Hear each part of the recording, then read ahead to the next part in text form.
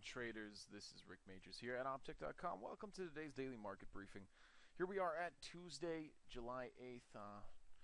It's been pretty slow so far, picking up the week. Today, also, we had the manufacturing production on the pound and a couple of other announcements for the European sector that did not pan out too well. As we can see, the Swiss franc on its CPI and retail sales also received negative results, as well as the manufacturing production and industrial production on the pound. Now, we have the ECOFIN meetings today as well, but I think the only thing to pay attention to right now is at 3 p.m. GMT we have the JOLTS job openings, and at 6:45 p.m. FOMC member Koda will be speaking as well. That's a hard one to swallow, isn't it?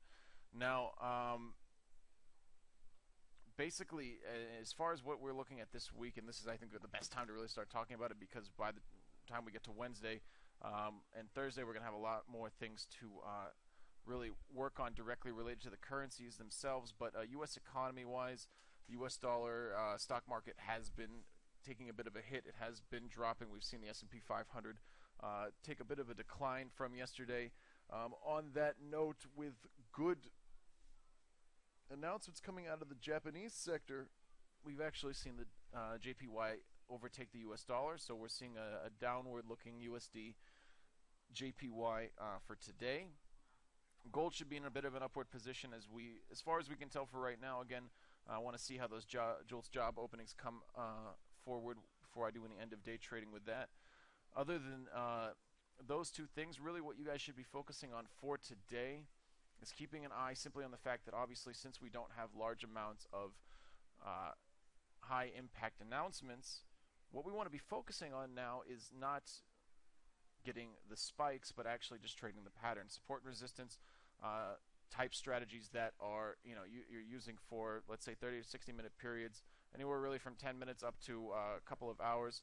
These are things that are going to work a lot better during these times, because just as they work well during Asian market periods, when you don't have a lot of participation, again, during this time, the volatility simply, there may be participation, but there won't be large amounts. There's no reason for them to be giving large trades on low yield movements. And for you guys, in binary options, it's a completely different thing, because all of your trades are high yield. You're just basically waiting for the opportune moment to get in and get out. So look for the patterns. They're going to be there today. It's more than worth your time if you want to sit there for at least an hour or two and just wait for the patterns to play out. Set your support and resistance lines and watch all your indicators, and the money should come in pretty easily just after that.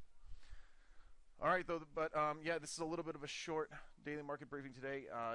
Again, there isn't really too much that I wanted to talk about specifically in the market today. What we want to keep an eye on, though, for tomorrow and Thursday, obviously, you can see Thursday is a lot more busy than any other days, and we do have FOMC meeting minutes coming up tomorrow. Also, President Draghi from the ECB, European Central Bank, will be speaking as well. Guys, thanks so much for listening in. Don't forget to hit like and subscribe at the bottom of the page if you'd like to stay tuned with us from Monday to Thursday, 9 a.m. GMT here at Opteck.com. Don't forget as well, we have webinars on the webinar calendar for this month. A lot of interesting little events that we're going to be doing. We have a Q&A session coming up at 12 p.m. GMT, so that you guys can get all your questions asked and answered and clear the air on whatever subject you feel like voicing. All right, guys, again, my name is Rick Majors here at Opteck.com. Thanks so much for coming in today. Have a wonderful day and happy trading.